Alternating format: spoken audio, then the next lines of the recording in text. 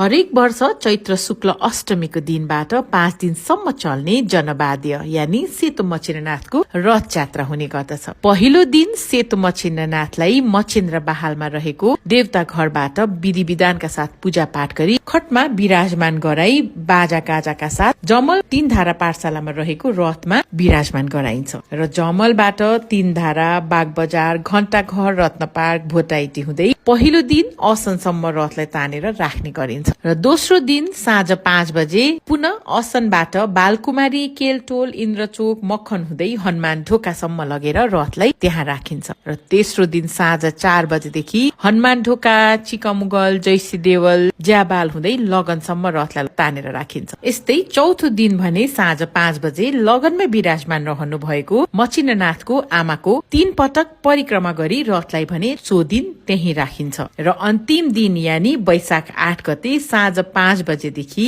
रथबाट देवतालाई विधि विधानका साथ पूजा पाठ गरी रथबाट झिकेर पुनः खटमा विराजमान गराई सिन्दूर जात्रा गरी विभिन्न बाजा गाजाको साथमा कोहिटी, भीमसेन स्थान, मरु, यटका, नरदेवी, किलागल, भेरासिंह, केलटोल हुँदै पुनः मच्छिन्द्र बहालसम्म खट जात्रा गरिन्छ र देवतालाई मच्छिन्द्र बहालमा लगेर देवता घरमा विराजमान गराइसकेपछि भने यो वर्षको लागि सेतो मच्छिन्द्रनाथको रथ यात्रा समापन हुन्छ।